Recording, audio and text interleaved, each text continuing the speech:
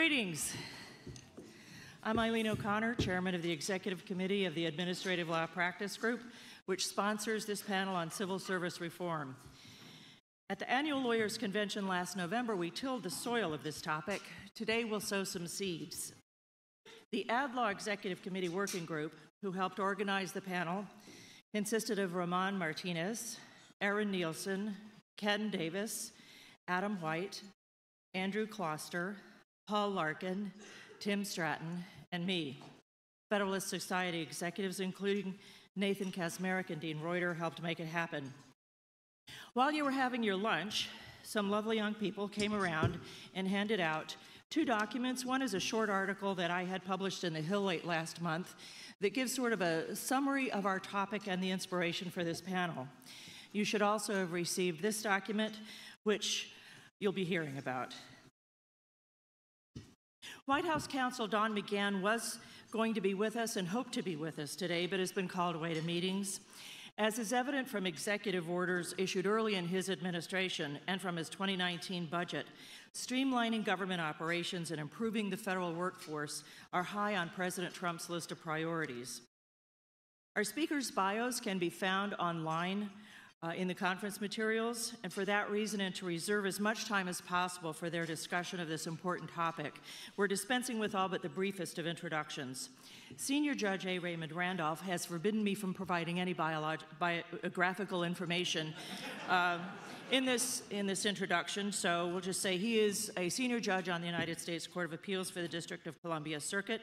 He will moderate the remarks of and the discussion of our panelists, who are best-selling author Philip Howard. He's with Covington and Burling and founded Common Good, a nonpartisan government reform coalition. Administrative law and constitutional scholar Jennifer Mascott is a professor at George Mason University's Antonin Scalia Law School. Bill Valdez was a high-ranking career government official and is now president of the Senior Executives Association. Tammy McCutchen was a presidentially appointed government official and now practices labor law at Littler Mendelson. Take it away, Judge. One more thing, programming note. The disparate impact on your schedules says it's going to be in the Chinese room, but it's actually going to be in this room. Unsolicited groping. We're married. Well, I'm not going to say anything except about the topic. It's civil service reform, or as some might think, restoring the executive to its proper function. And a lot of it has to do with the failure of the current system to allow for much executive control over the workforce. But without further ado, Philip, would you? Great. Thank you, Lee. Thank you, Judge. It's a pleasure to be here. I'm sorry that Ramon Martinez isn't here. He's practically a godsend to me. His parents are very good friends, and he's closest friends with our children. And when he called a couple of months ago and said, "Believe it or not, we like some of your ideas. Why don't you come and talk about civil service reform?" I was delighted. This all came out of a conversation about a year and a half ago with my Covington colleague and Yale professor Don Elliott, who we were talking about civil service, and I said, you know, I've looked at the history of civil service. I don't really see how it's constitutional.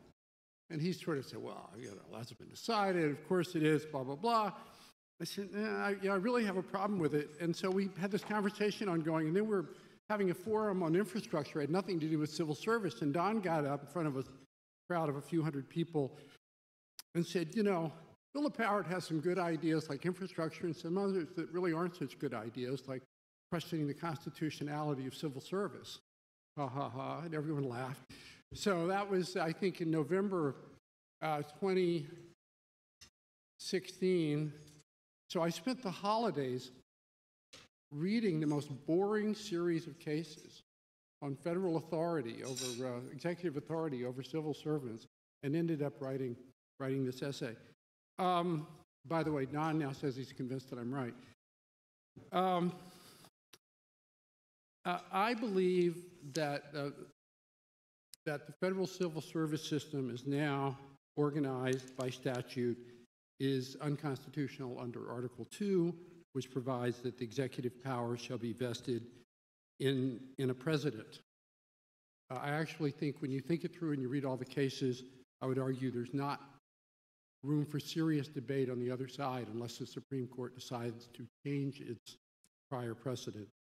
Starting at the bottom, however, I think that the idea of nonpartisan public employment remains as valid today as it was in 1883 when the Mendelson Act was passed. Having neutral hiring instead of the spoils system, I think, is generally a good idea. Having safeguards against politically motivated firings, which was embodied in the Lloyd-La-Follette Act in 1912, is also a reasonably good idea. But what's happened, as I'm sure you all know, is that civil service is mutated into a system of impregnable tenure, layers of statutory protection, collective bargaining agreements that are hundreds of pages of long and only gotten more dense with each new bargaining session, and Supreme Court rulings from the 70s on due process have created so many layers that you can't even see your way towards any possible accountability.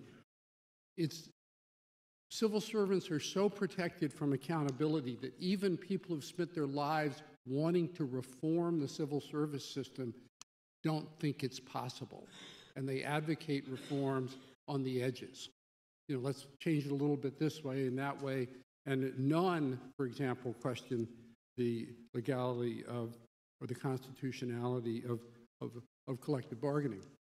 The second thing I'd like to say is that the harm of an unaccountable civil service is not that there are legions of public employees that need to be fired. I think it's amazing that the federal government works as well as it does, given all the constraints that public employees operate under. The harm of no accountability is it kills a culture. Accountability is essential to mutual trust. Mutual trust in any organizational structure is essential to people working hard to do their job with confidence that other people will do their job too.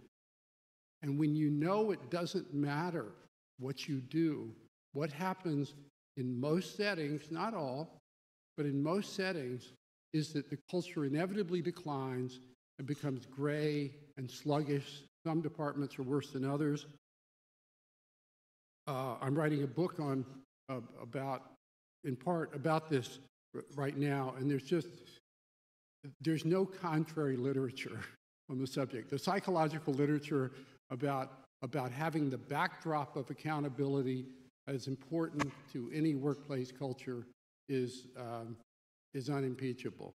And so what you have is a government where everybody knows it doesn't matter what you do, so it takes extraordinary leadership or extraordinary commitment to the mission, as, for example, with some great departments like the Center for Disease Control, to make it work.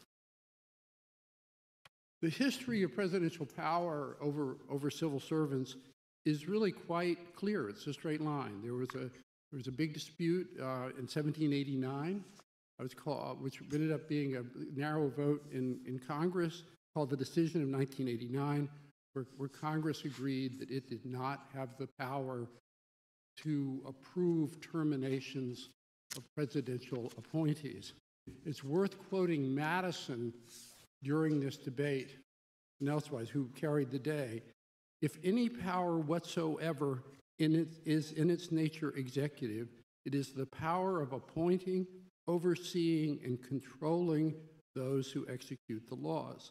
The president should possess alone the power of removal from office. The lowest offices, the middle grade, and the highest will depend, as they ought, on the president. 1789.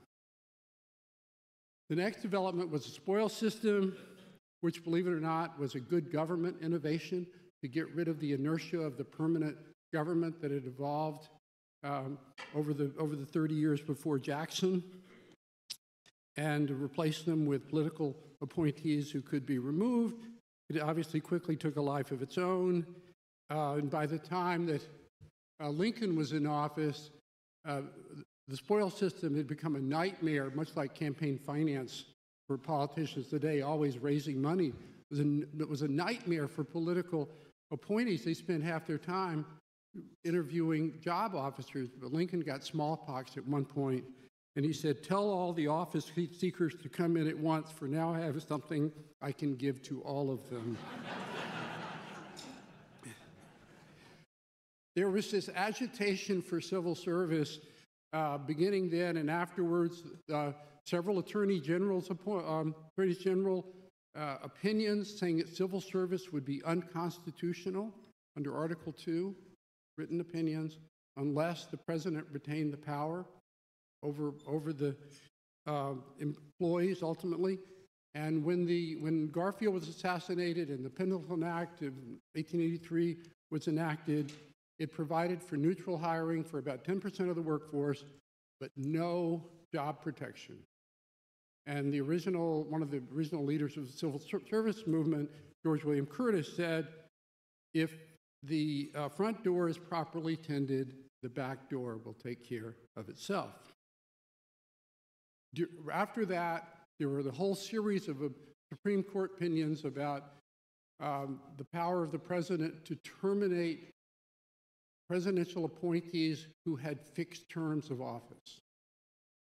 And the rulings in these cases was uniformly that they could terminate them. Even it came up in the context of postmasters general and such before the end of the term. And the phrase used in one of the principal opinions still cited by the Supreme Court describes the exclusive and illimitable power of removal by the chief executive. The illimitable power of removal. Still good law. Myers v. U.S. There were exceptions. Humphrey's executor, famous New Deal case, said the president could not remove before the end of his term a federal trade commissioner, and the reason was because it was a quasi-judicial officer. Morrison v. Cohen, the independent counsel case, also the president could not remove an independent counsel because it was a quasi-judicial officer. Both of those opinions explicitly reaffirmed the validity of Myers about the illimitable power of the executive over executive branch employees. The other step that's relevant here is this started with JFK, who had an executive order permitting collective bargaining as a payback to the public unions who supported him, 1862. Then the rights revolution quickly followed, and the Supreme Court, I don't have time to go into it now, series of incredibly unwise decisions about the fairness, about due process to public employees, forgetting that there's not just the fairness to them, but it's the fairness to everybody they work with, too. And then that culminated in the Civil Service Reform Act of 1978 with Jimmy Carter, which codified collective bargaining and codified the due process protections and others as a matter of statutory law. That statute, I believe, under this whole range of precedent of the Supreme Court and under Article 2, in my judgment, is clearly unconstitutional. The proof is in the pudding. Only a tiny fraction of federal employees each year are dismissed for cause. I mean, a percentage of people are dismissed. Their position is impregnable. I think the success of the public unions in getting these sort of series of protections is their weakness. Democracy cannot work if the links in the chain are broken. They clearly are broken. My suggestion is not that the president just start firing people. I think that would be a terrible mistake. I think the mistake is to go back and try to create something that's good. And I would recommend that the president appoint an independent committee, small one, not a big one, to propose an entirely new framework for civil service that incorporates some good ideas that the Partnership for Public Service and others have come up with, like, for example, abandon the the expectation of lifetime tenure, let people come in and out of civil service and some other things. And if Congress does not enact this framework, I think the President should impose it by executive order and let the Supreme Court decide. Thank you.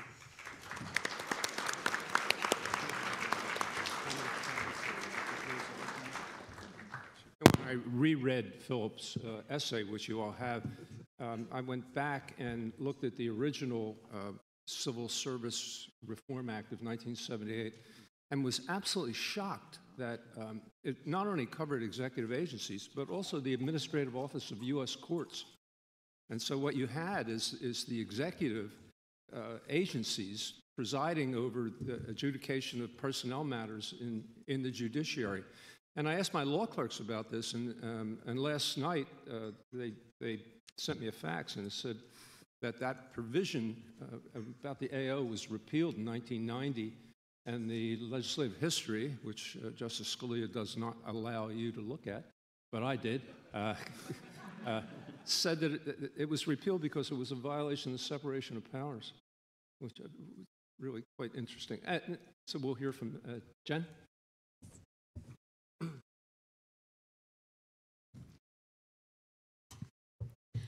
Good afternoon. I'd like to build on Philip Howard's excellent discussion of tenure protections and the civil service and focus on accountability on the front end and the proper hiring and appointments of federal personnel. In general, in modern practice, we've gotten the idea that the executive branch, and administrative agencies in particular, function best when they are staffed by a large group of independent experts disconnected from any elected leadership. But in our move to this idea of independent expertise, we've lost sight of the fundamental constitutional mechanism for promoting governmental excellence, the Appointments Clause requirements in Article 2 of the Constitution, which call for electoral accountability and transparency in the selection of government officials. The Appointments Clause requires any federal official who is an officer of the United States to be selected in just one of four ways: by the President with Senate consent, the President alone, a department head, or a court of law. The idea underlying the Appointments Clause was to limit the number of actors involved in appointing officers to serve in the government. So under first principles, the framers of the Constitution believed that individual actors would take greater care than multi-member boards when they selected officers because the identity of the appointing official would be clear. The framers were already aware in the 18th century of concerns regarding patronage, and they chose the Appointments Clause as the mechanism to guard against it.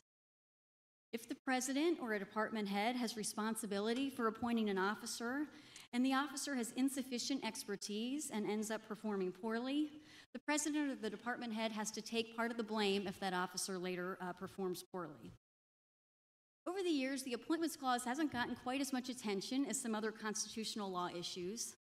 But recently it surfaced as a hot topic because next week the Supreme Court will hear oral argument in a case that for the first time in 30 years revisits the meaning of the phrase officers of the United States in the Appointments Clause. In Lucia versus SEC, the court will consider whether administrative law judges and the Securities and Exchange Commission are officers who have to be appointed by the SEC commissioners as the head of the department rather than by SEC staff. As administrative agencies over the years have issued broader and more all-encompassing regulation, and in particular after enactment of the Dodd-Frank Act in 2010, which broadened the scope of the SEC's enforcement power, litigants have been challenging the SEC with increased vigor. One of those individuals is Mr. Lucia, who received $300,000 in civil penalties and a lifetime bar from practicing in his securities-related profession. And these sanctions were first imposed by an administrative law judge, known as an ALJ, whom the SEC had not appointed as an officer. The SEC had taken the position that its ALJs were just employees outside of the Appointments Clause's accountability requirements. But under long-standing Supreme Court precedent, as well as the historical meaning of the Appointments Clause, it seems pretty clear that ALJs are officers under the Constitution.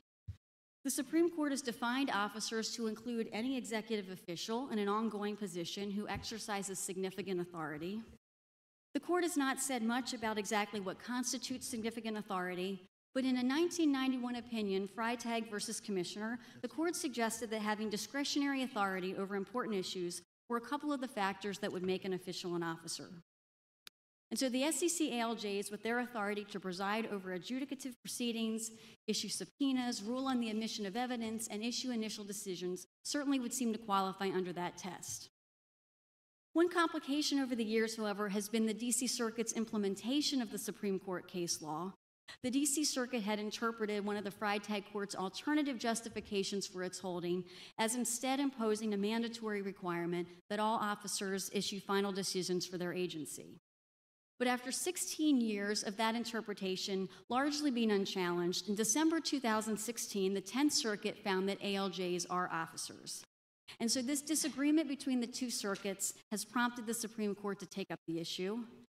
And if the Supreme Court follows its longstanding precedent, it should, in my reading of the precedent, hand down a ruling that ALJs are officers. As the 10th Circuit pointed out in its decision, over the years, the Supreme Court has found that officials as diverse as cadet engineers, administrative clerks, and assistant surgeons are officers. And the constitutional answer seems clear enough that the government, actually in this case, has now joined the side of the petitioner in agreeing that the SEC's ALJs are officers who need to be constitutionally appointed. So a determination by the Supreme Court that ALJs are officers would be a good step toward ensuring that department heads take responsibility for appointing ALJs who expertly and fairly apply the law. But more would need to be done if Congress, for example, were willing to take action to restore some of the original accountability and transparency goals of the Appointments Clause requirements. Earlier this year in the Stanford Law Review, I published an in-depth study on the original meaning of the Appointments Clause. The study examined the constitutional text, as well as thousands of references to the term officer in founding-era dictionaries, the drafting and ratification debates, the Federalist and Anti-Federalist papers, the journals of the Continental Congress, and an early newspaper database. And the evidence showed, first of all, that the Article II phrase, officers of the United States, wasn't a new term of art created to set aside an especially important class of officers. Rather, the drafting history and public meaning evidence indicate that the descriptive phrase of the United States basically just referred to federal-level officers as opposed to state-level officials. Further, the 18th century evidence suggests that the term officer covered any federal official who was responsible for performing an ongoing statutory duty. So clearly, taken seriously, the implications of the research would be far-reaching, but they may not need to be as burdensome as they sound at first. Because although many officials categorized today's employees really should be reclassified as officers, officials like tax collectors, government investigators, customs officials, under early practice, even ministerial record-keeping clerks were considered officers. So large portions of the contemporary civil service will qualify as officers under the original meaning of the term. But at least certain aspects of the methods used today to select these officials may still be constitutional under Article II. Specifically, many employees today are selected through the competitive service system. In that system, a panel ranks all job candidates according to pre-selected objective criteria, and then a final selecting official chooses from the top 3 ranked candidates. So what would have to be done to ensure this system is more in line with Article II requirements if, in fact, a lot of civil servants are officers? Well, under the Appointments Clause, it's up to Congress to create offices by law, and from early on, that power has been interpreted to permit Congress to establish at least some qualifications on who may fill each officer slot. Also, since the 18th century, there's been an understanding that the appointing officer needs to provide final sign-off on selecting officers, but a lot of the legwork in the hiring can be delegated to lower-level officials. So it seems as though, consistent with the Constitution, officers can be subject to some kind of merit-based hiring, but the final decision-maker should be a department head or the president. Also, the panelists sitting on boards to rank job applicants should themselves be properly appointed, because under Article II, individuals at every link in the chain of the selection process should be properly appointed, so there's a continuous chain of accountability from the lowest level officer all the way up to the department head, who's then accountable to the elected president. Several additional factors could also be considered if Congress ever were to look at updating the federal hiring system. First, it could look at whether it's too constraining to limit the appointing official to just choosing from the top 3 ranked candidates. It might also be worthwhile to consider whether each department head should have some say over the merit-based criteria that's used in hiring. Perhaps we should look at a way to streamline the hiring process. And then finally, perhaps each department should have its own internal selection board instead of relying just on the centralized Office of Personnel Management, which isn't directly accountable to the department head under which the job applicants eventually serve. It's not clear from the research that I've done up to this point that the last several ideas are constitutionally required, but certainly the final sign-off by a department head is an Article II necessity, and in general, the Appointments Clause requires a department head or the president to sit at the top of an officer selection system for which they maintain accountability. And so this term in Lucia, the Supreme Court has the opportunity to move administrative agency practice one step closer to democratic accountability, ensuring that the SEC commissioners take responsibility for hiring and supervising agency adjudicators who are imposing life-changing penalties would be at least a move in the right direction. Thank you.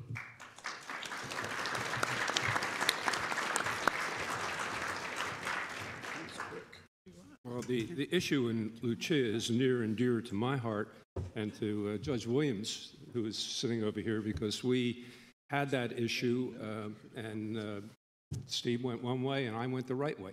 So, and Lucia came up in our court and it was affirmed by an equally divided court 5-5. I might also add that the SEC has already taken action to correct its appointing of ALJs.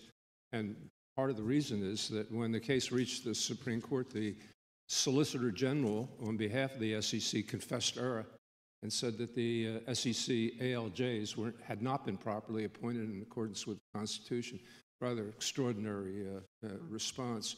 And one further thing I should let you know is that another case that I sat on, and was an in-bank recently decided, was the constitutionality of the Consumer Finance Protection Board. And the issue there was a single director and whether he could be removed at will by the president. But there's another issue lurking in PHH, which is the name of the case, and that is that the ALJ, who presided over the proceedings dealing with that company, was not properly appointed, was not appointed in accordance with the Solicitor General's confession of error. And so there are two Appointments Clause issues looming in the PHH case. And with that, we'll go to Bill.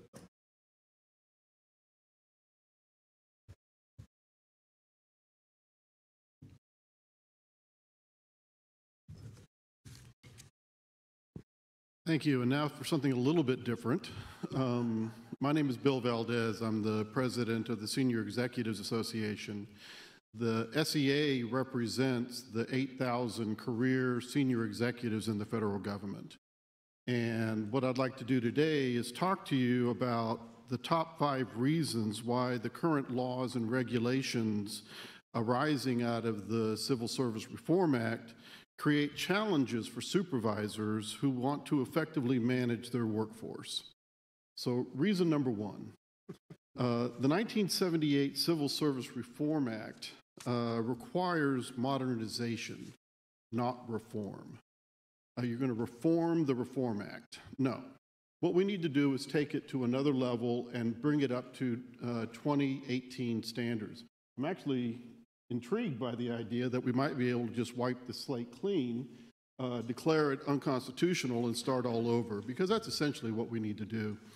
I think we can all agree that a nonpartisan merit-based system is a solid foundation to build upon. The problem is what Congress, OPM, and others have layered on it over the past 40 years. The CSRA promotes HR practices that the private sector has moved away from for very good reasons, such as the shift to a highly technical, white-collar workforce. But federal HR managers must follow regulations and procedures meant for a largely blue-collar, clerical workforce that existed in 1978. The entire system is about compliance, and anytime there is a scandal, a problem, we layer on more processes and compliance requirements on top of the system. And then we wonder why government managers are risk adverse and not as agile as we'd like for them to be. The end result is a hopelessly complex system that no one understands, that stifles innovation and makes it impossible to incentivize high performers and deal with poor performers. Let me give you one example of an unfortunate interpretation of congressional intent by OPM of the CSRA. Who in the audience has ever heard of a performance improvement plan commonly called a PIP? Oh, very good. I'm very proud of you. The CSRA makes mention of the need for managers to work with understanding staff, underperforming staff, before taking action to remove them. It's one sentence in the CSRA. OPM turned that one sentence into page after page of regulations that prevent a manager from dealing with poor performers, and then allowed unions to make PIPs a part of collective bargaining agreements, even adding a pre-PIP called a PAP at some agencies. I don't know what PAP stands for, by the way. The end result? Managers are handcuffed. And I really don't think that's what Congress intended to happen. But before you think I'm going soft on Congress, I believe Congress is also complicit. Congress has created, are you ready for this? 105 white-collar pay categories since 1978 to try to fit special needs at agencies. For example, in IT or science and technology, but all they've done is really confuse things. It's impossible to legislate a dynamic job market like IT. But still Congress tries, and they just add more confusion to the mess. So first, let's modernize the CSRA, not reform it. Second, forum shopping allows poor performers to avoid consequences. Sorry about this, Dennis. But it took 12 years to remove one poor performer at the Department of Energy I supervised.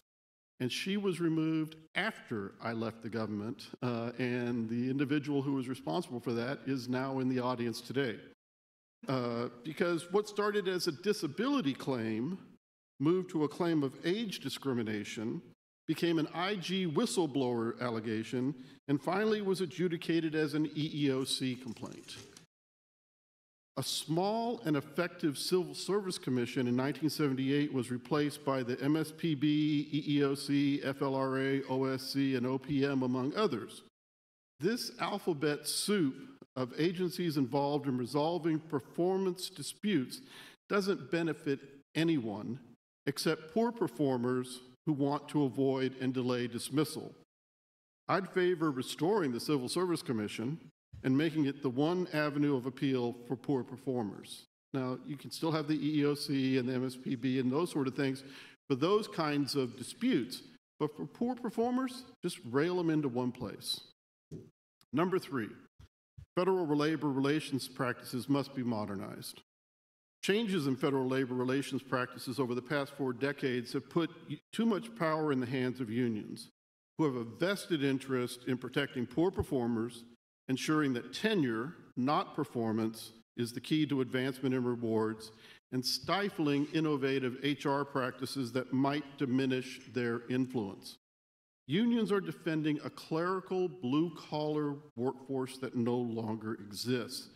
And they must understand that to stay viable, unions need to adapt to a new workforce practices that nurture and sustain a highly technical workforce. Unions can survive, in my view, but they must adapt. What the Department of Education did in March might be a template for other agencies, calling the unions bluff. After years of delay tactics, education officials had had enough, so they drafted a collective bargaining agreement, presented to the union, and said, take it or leave it. The resulting agreement stripped the union of its perks, such as office space, unlimited representation time, computers, and cell phones, and said, get back to your basic job of representing employees. Reason number 4, Congress needs to get its act together. First, they need to pass a budget, and they need to do it every year. It's tough managing a workforce when you're always under a continuing resolution. Congress hasn't authorized and appropriated agency budgets on time since 1997. We can't blame career executives in the executive branch for inefficiencies they have no responsibility for creating. Second, stop passing terrible legislation like the 2017 VA Accountability Act. It was politically driven and was not focused on the real issues at the VA. Access to care and hiring enough medical professionals to provide the care our veteran heroes need. Instead, the VA Accountability Act has made it extremely difficult for the VA to bring in the high-quality talent it needs, and VA currently has more than 45,000 vacancies. Who wants to work at an agency that is constantly under attack? Evidently, the marketplace has spoken. Third, hold serious hearings on CSRA modernization to determine what it'll take to update that 40-year-old legislation. Congress isn't going to be doing much between now and the midterms, so we have an opportunity to be thoughtful. We need to more than tweaking around the edges, and we need to stop plucking low-hanging fruit and get serious about modernization. Probationary periods are a great example of the breakdown on the Hill. Republicans in Congress view those working against an expanded probationary period for employees as supportive of bad employees. Democrats believe that they are doing the right thing by supporting the union line. Federal managers, meanwhile, view the change as necessary to be able to make effective staffing decisions. Unfortunately, lawmakers laugh when the subject is brought up because they know it's so politically difficult to attempt to make any kind of progress. The result is gridlock with good governance policies like expanded probationary periods often held hostage. Number 5, civil society groups like the Federalist Society need to step up and be part of the solution. SCA will be sponsoring a series of dialogues in 2018 in partnership with the Hoover Institution to examine CSRA modernization, reducing administrative burden on agencies, and untangling regulatory requirements that inhibit the ability of supervisors to manage a 21st century workforce. The recently released President's Management Agenda also offers an opportunity for civil society groups to come together in common purpose. The PMA is an excellent blueprint for change that everyone should get behind, and we are working with the administration and a number of civil society groups to promote its implementation. We would like very much to have the support of the Federalist Society, in this journey. Our goals, first, we want to create a civil service that is agile and responsive to the disruptive changes that we know are on the horizon. International terrorism, the evolution of the Internet of Things and the dark web, and natural disasters, just to name a few. The civil service, as currently constituted, frankly, is ill-prepared to respond to these kinds of challenges. Second, we want to restore the notion that there is actually nobility to public service. Public service is an honorable and absolutely necessary part of our governance system. It's time to quit bashing civil servants and start supporting them in their important work. As Philip Howard said, the government functions amazingly well, despite the fact that we have such an incredibly bad system. Imagine what we could do if we had a great system.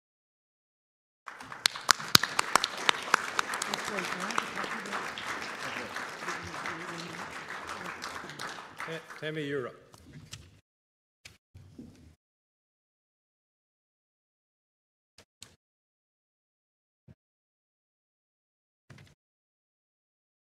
Hey, good afternoon. Thank you for inviting me. One thing I will tell you about myself in the introduction, I have been volunteering for the Federalist Society now for over 30 years. Currently as the, thank you, since law school, don't calculate how old I am, please. And I'm currently the chair of the Labor and Employment Practice Group. and have some management experience, and I'm going to build on what Bill says.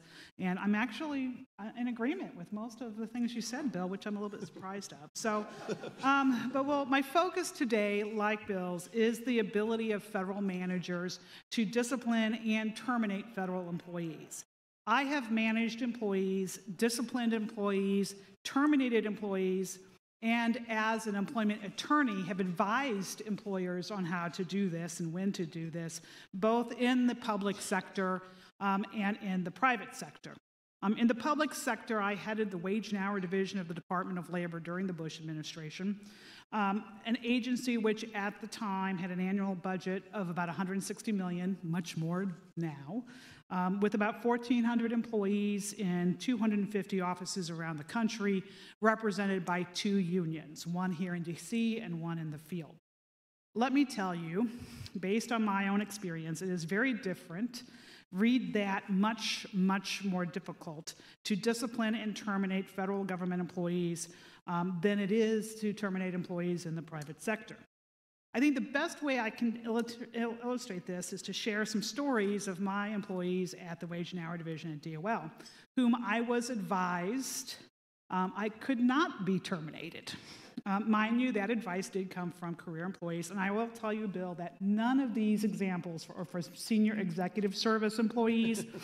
My direct reports, who were part of the SES, were all amazing employees, dedicated employees, and never gave me a moment of concern that they were not willing to adopt the policies that I wanted. They fully supported me. So having to say that, let's talk about my badge flasher. Okay, when wage and hour investigators and management and managers, including myself, we carry badges, just like a police officer, just like a sheriff. You know, you flip open a little billfold, and there's your badge and your credentials. Mine is now on a plaque in my office. Actually, it's here. I brought it with me, so if anybody wants to see it afterwards, they can come up. So I had an employee, a manager actually, show up at a shoe factoring plant in Mexico and flash his badge, his U.S. DOL badge, to gain entry into a manufacturing plant to do an audit. So you question yourself, we do audits in Mexico? The answer is no, we do not. And in fact, of course, flashing your badge in an inappropriate way is a federal crime. Oh, and more, his trip was funded by a private monitoring company. That's like an employee advocate organization that monitors compliance with the FLSA, the Fair Labor Standards Act. So, yes, I was told I could not fire him immediately because he had not been arrested or convicted. So he couldn't be fired. Now, we decided to part ways anyway, but the manager didn't seem to care because he was quickly reemployed by the monitoring company to do the monitoring. The second is my bank robber. Yes, I had a bank robber. This was an investigator who called in sick, received sick pay for the day, and then was arrested driving a getaway car at a bank robbery.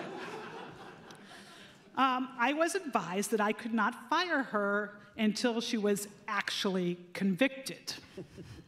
Well, of course, in a private sector, you know, that would be a no-brainer. It'd be automatic. You'd be out. Well, I fired her anyway. But I fired her for lying about being sick and collecting the sick pay, not for being a bank robber. Those of you familiar with DOL and our employment law world might get my joke when I say that I fired her for wage theft. Third is my deep state attorney, who tried to undermine, and this is the only person while I was at the DOL who did actively try to undermine a policy that I wanted to implement. One of my statutory duties as administrator of the Wage and Hour is to draft opinion letters. And like a revenue ruling, an opinion letter can give an employer a complete affirmative defense against liability. Well, this attorney, and by the way, this was back before the deep state thing was even even thought of as a term. So I wanted to draft an opinion letter taking a position regarding a particular overtime exemption. The DOL attorney would not approve my letter, stating to us that it was not legally supported, which is his or her job to do. But you see, at the time, I had this very talented attorney as my deputy. His name's Eric Dryband. You might have heard of him. He went on to become general counsel of the Equal Employment Opportunity Commission, and his nomination to serve as assistant attorney general for the civil rights at DOJ is still pending. Anyway, he did his own research, and he found for me a Federal Circuit Court opinion that said exactly what I wanted to do in my opinion letter. Exactly, on point. So we gave this career attorney multiple chances to reveal the case to us in meetings. Are you sure you've done full research? Have you found anything else? Is there any case out there that contradicts your view? He did not. So our conclusion, my opinion, is he was either incompetent for not being able to find a federal appellate court case on the issue, or he was intentionally misleading me as to the state of the law. Now, not a single negative action was taken against this attorney, and he served at DOL for many more years before retiring. Now, in the private sector, all three would have been disciplined, terminated, they would have lost bonuses, something, in a blink of an eye. In the public sector, even committing a crime is not an automatic ticket out the door. And please don't get me started on the poor performance, because boy, I agree with Bill on the complete inability of senior executives in the federal government to manage poor performers. I know these seem like extreme cases that don't happen every day, but there are many documented instances of federal employees not getting fired when termination would be automatic in the private sector. Watching pornography on government computers during working hours, running a sex talk line during working hours on a government phone, online posts calling for the murder of all white people, falsification of government documents, insubordination, leaking confidential documents to the press. I could go on, but I don't want to run out of time. Needless to say, I strongly support any proposals by the Trump administration or any administration to empower federal managers, political or career, to discipline and terminate their employees, poor performers, conduct violators, of course, but also like bank robbers, but also for employees who intentionally leak confidential information or put up other roadblocks to the implementation of the policies of their political leaders. Now, according to the fiscal year 2019 budget documents put out by OMB, which I recommend for you all, each year less than 1 in 200 federal employees are fired. Employees in the private sector are 5 times more likely to be fired than federal employees. James Shirk, in 2004, by the way, he's now assisting with domestic policy at the White House, found that, according to that 5-time number, that's where that comes from. In federal government in 2013, just 0.25% of the workforce was disciplined or discharged for misconduct. Why? Because it's almost impossible. This is exactly what Bill said. It's almost impossible to fire an employee for poor performance. Even the guy who sat at his desk all day, sleeping every day for the 3 years that I was at the Department of Labor. Couldn't fire him either. So I love this. Eileen, who we heard from, had an article in The Hill last month where she quoted a fact that in some federal agencies, employees are more likely to die from natural causes than to be laid off or terminated. So, and let me say too, performance ratings are a joke in the department, in the government. And basically a fraud against the government because your bonuses as a federal employee depends upon your performance ratings. More than 99% of federal employees are rated as fully successful or higher. It just can't be true. Why? In my opinion, it's because trying to give somebody a poor performance review will result in a union grievance that is long and costly to resolve, and so it's just not worth the time. I think one other story I think I have time for. When I was at DOL, there was this club called the RIP Club. Any guesses? Retirement in Place Club. Right? And for those federal employees who were retirement eligible, and because of that, they didn't care what they didn't care about. Why is it hard to terminate? And Bill mentioned this, and I think in those budget documents, there's actually a little chart that's showing the process for major disciplinary actions and termination. I'm going to hold it up, and I know you can't see it, but you can imagine how difficult and long it takes to get through a process with like 20 boxes in the flow chart. This, in the private sector, the company wouldn't survive to function in the private sector. So, and also I'm going to echo Bill that this is not fair, very unfair, to the many, many dedicated federal employees who do their jobs and do their jobs well and have to take up the slack for all of those poor performers. As also, the salaries are basically lockstep under the GS system. Bonuses depend on performance ratings that are a joke and don't reflect actual performance. Good performers get very little recognition for actually doing their jobs. I used to pass out these little plastic stars to my employees who did a good job. If you win a secretary's award, you get a nice little plaque. You got any plaques, Bill? Bet you do. Yeah. But that's it, right? There's really no distinguishing based on performance for good performance for at all in terms of salary and bonuses. So what can we do to fix this very broken civil service system? In short, and I love some of the proposals that Bill had, we need to allow federal managers only to be subject to the same limitations and controls that are in the private sector.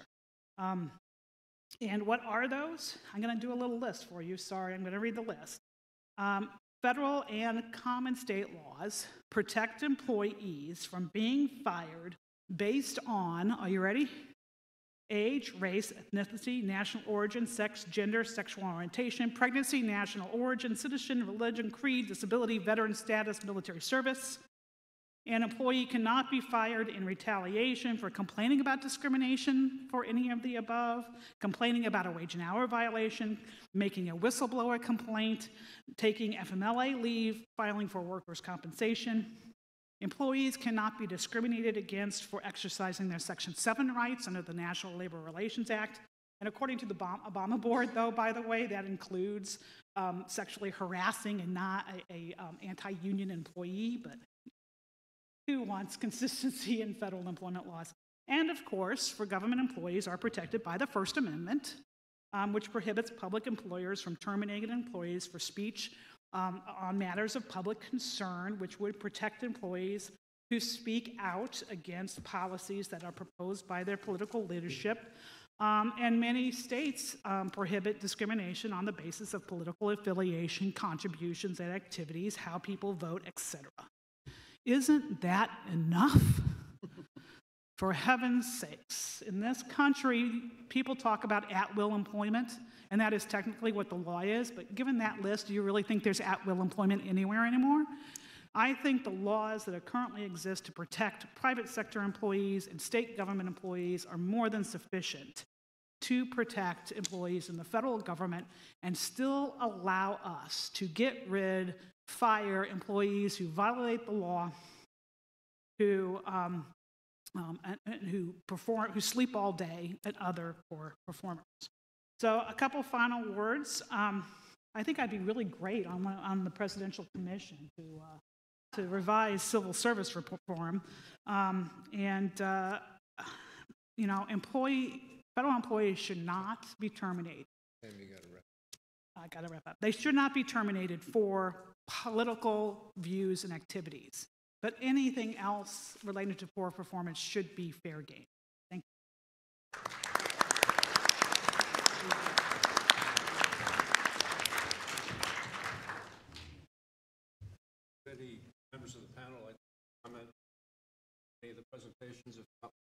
go to questions from the audience.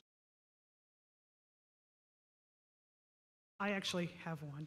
Could you talk a little bit more, Bill, about official time?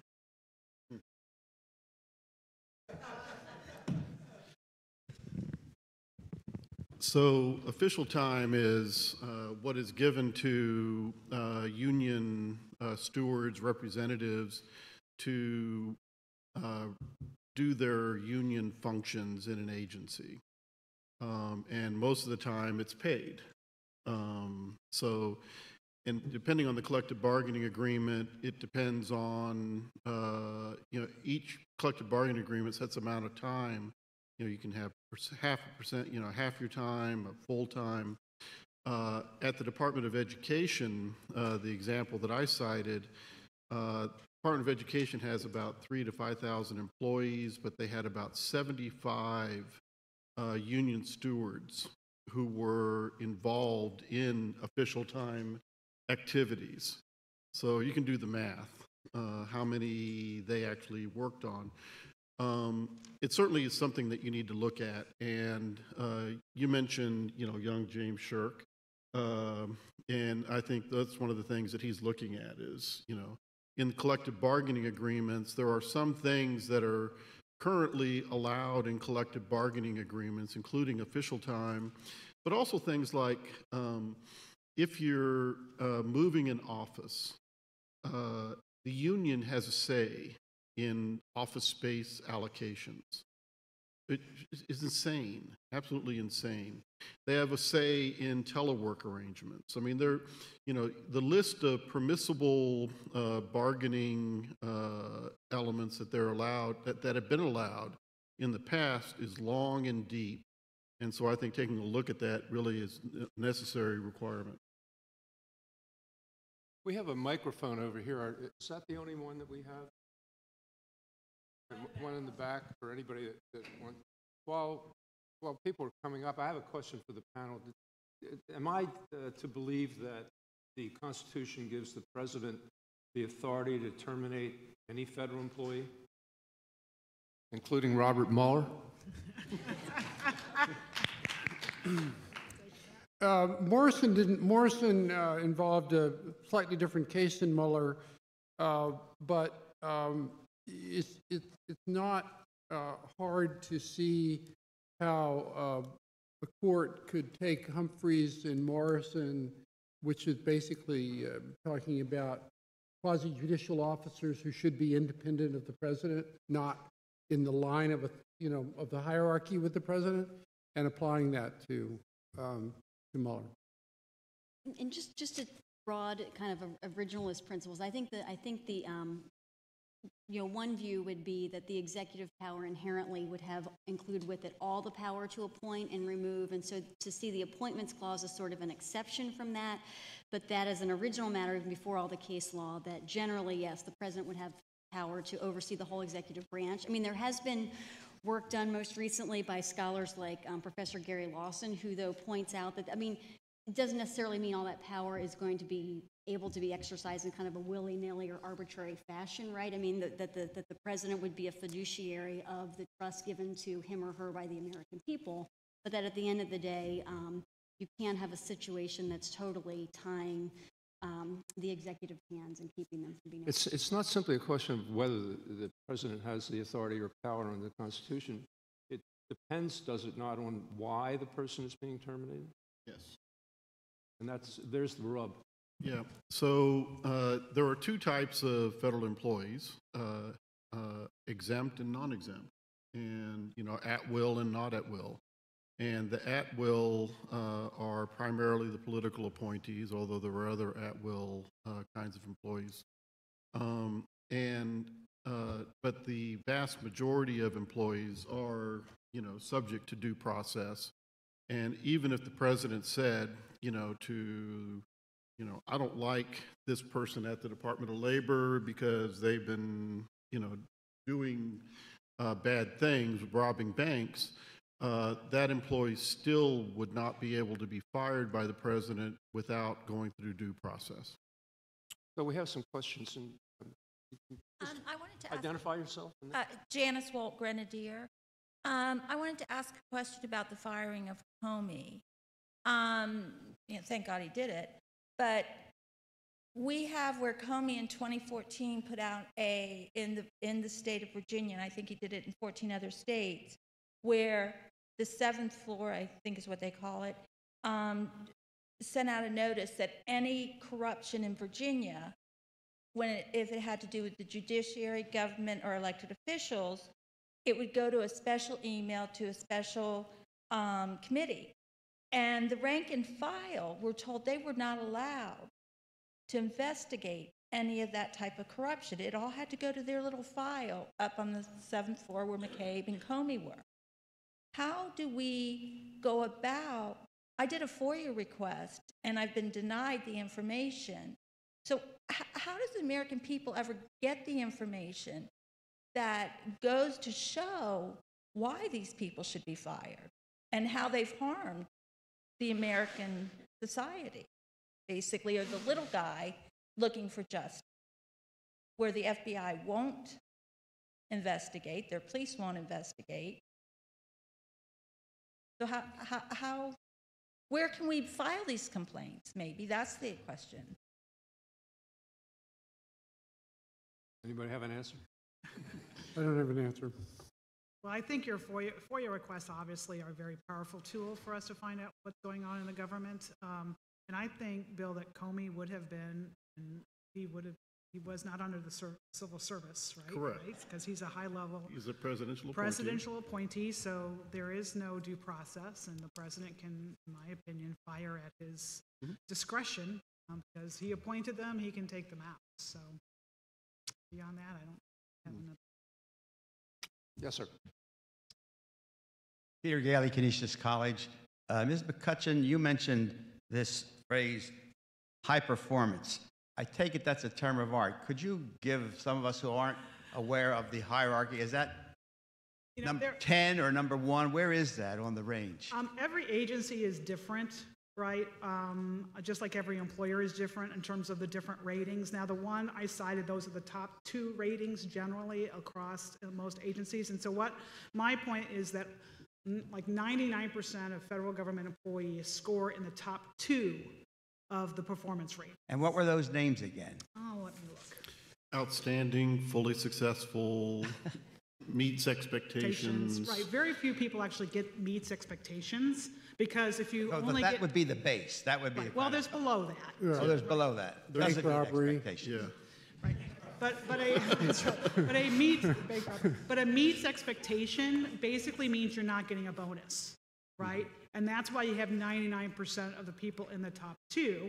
And why are managers, like career managers, hesitant? And Bill said it. Because they're going to get a grievance. Every time you give somebody a meets expectations, it's going to get grieved. Can I say something about this? Sounds like Lake Wobegon. Yeah. Where all the children are above average. So.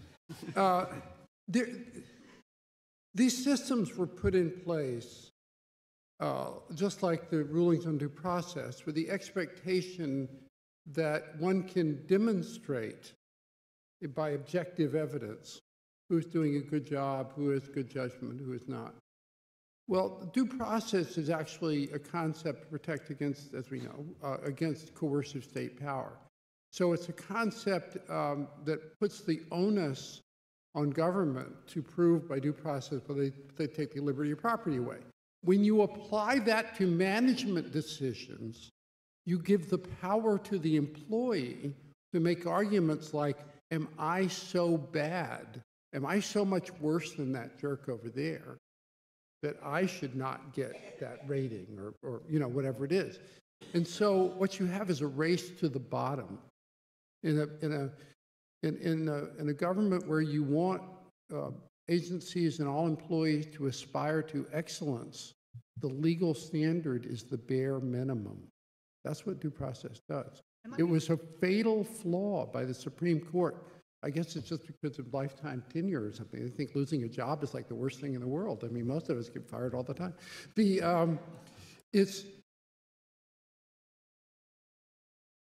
was a tragic error to put due process into management decisions because the manager can no longer manage as a matter of law. Let me add one thing. I tried to manage And one of the things I did was I actually imposed a performance standard on investigators. I told them that unless there was some sort of special circumstances, all investigations should conclude within 90 days of when they were assigned to do it, because the public deserves, if they're going to be investigated, not to have to wait months and months and years. And by the way, that took, when it got imposed, it took the average investigation resolution time from almost 400 days to 100 days. I was grieved for daring to suggest that the wage and hour investigators should actually try to do their jobs quickly. And when you're grieved on, I mean, we won the grievance eventually, but it was a long, expensive, time-consuming process. And that's why a lot of times the career managers just don't even want to try.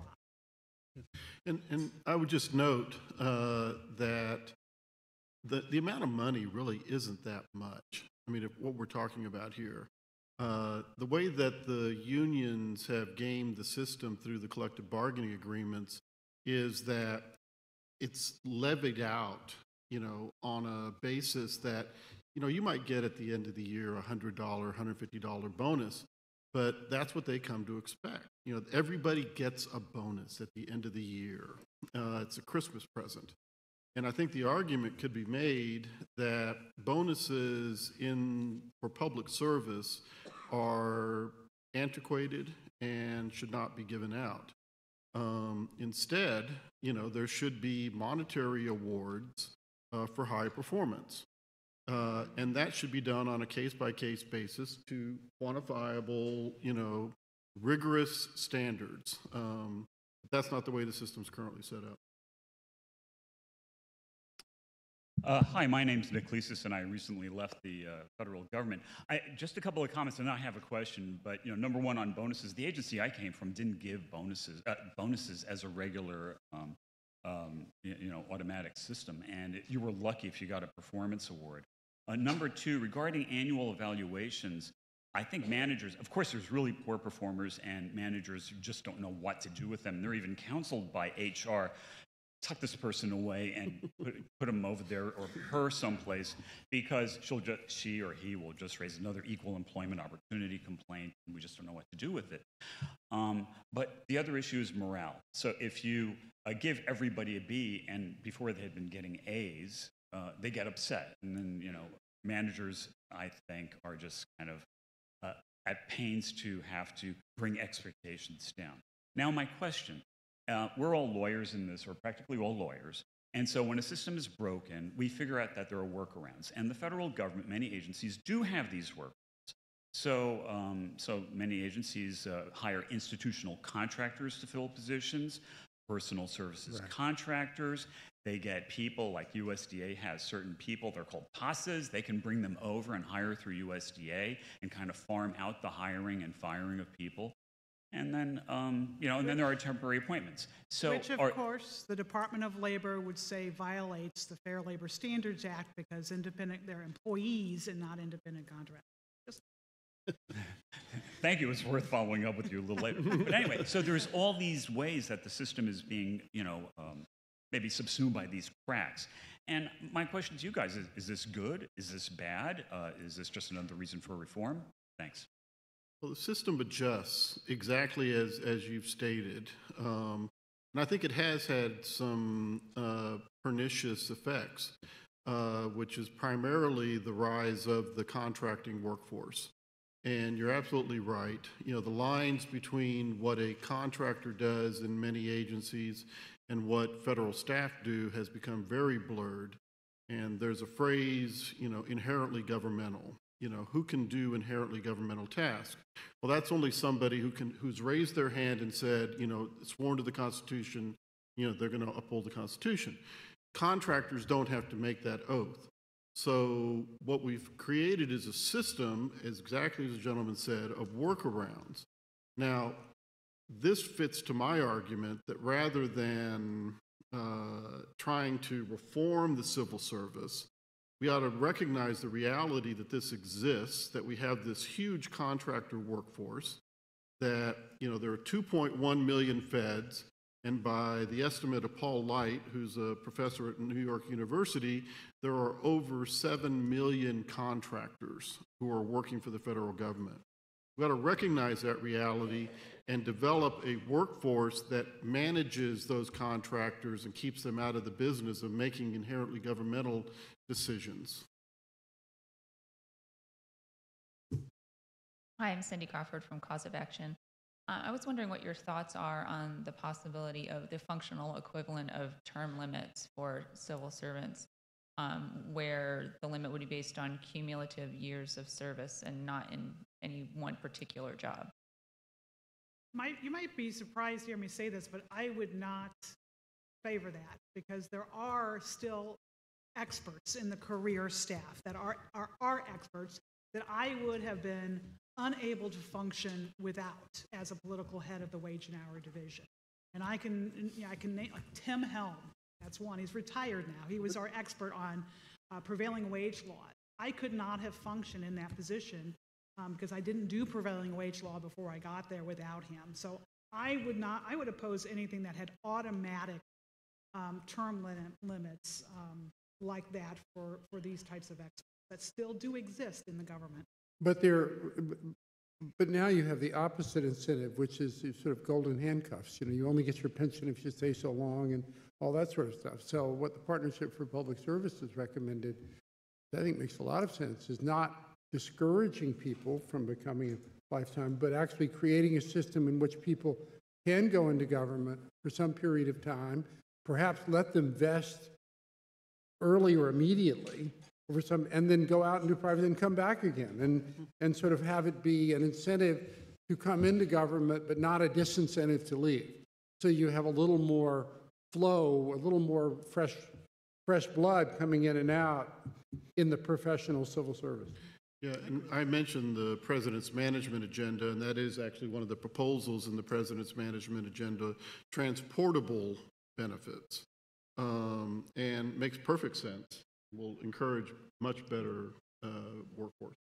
And the incentives. I think the incentives are going to be a big problem, right? We have to find a way to provide better pay, better bonuses, better whatever to those employees who are actually performing at a high level, distinguishing them from all others. Well, I have a question, which is what's your view? You know, we have this wage scale that's incredibly compressed where the people on the bottom get paid more than their private sector peers, and the people on the top are, except for federal judges who are famously overpaid, but the people on the top get comparatively nothing. I agree it's a huge problem. A lot of people probably don't know in this room, an assistant secretary level, you're about $160,000 a year. That's it. Right, which means the only people that can and SES is not that different. Well, if you can be an SES and be making less than a GS-15 employee. I mean, the pay scale is completely screwed up. Which means you can't attract people with that experience in the private sector because we can make more money in the private sector. I'm sorry, that's just right. And the amount of money involved here, if you paid high-level federal employees, judges, let's say double their salary, you couldn't notice it in the federal budget. I mean, it's literally no amount of money for the SESers and the federal judges and the others. Mm-hmm. And think of the talent that you could attract by doing that. Having said that, I think it's very important before you can do that, you have to somehow streamline the process for terminating poorly functioning employees. You can't have one. Okay, we've got time for one more question. And Final question. Has to be brief. Lee? Thank you. I'm Lee O'Connor. An alternative to dismissing employees is to transfer them to a job they don't want in a place they don't want to live. I know when I was a baby grunt in an international accounting firm, the threat was that you would get sent to Yellowknife, Canada, which is a real place close to the Arctic Circle, and so you towed the line. I understand, I can't remember whether it's Zinke or Pruitt is being sued now because his organization transferred employees from Washington to someplace else. And these employees apparently believe that they have a right not only to their jobs, but the job of their choice and the place of their choice. I invite thoughts from whoever on the panel has them. No, you can do that in the federal government. You know, SES famously can be reassigned to any new job, relocation, that kind of thing, and they have 60 days to make a decision about whether they'll accept it. But even with GS, you can do things to make it uncomfortable for them to stay. So these guys are going to lose their case. Yeah, right. Well, and what I would say too is, you know, that's a nice idea, but you can't send everybody to Oklahoma because they're going to be sitting at a desk with no work to do. That's right. Yellowknife becomes Dubai. You see it now. Yeah. So you have to, that is a solution, but you have to, I think you have to be very careful in applying it and make sure it's really, really justified. I would tell you, the Department of Labor finally got its deputy secretary confirmed last week. And he's sort of an expert in that. So I'm hoping to see some more changes at DOL. Okay, Thank you. time has expired. Is that right, Dean? Yeah, okay. Thank you very much. Thank you.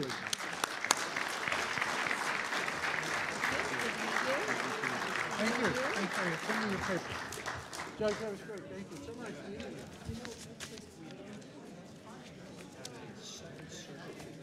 Oh, probably. Yeah. So are you going to file a lawsuit?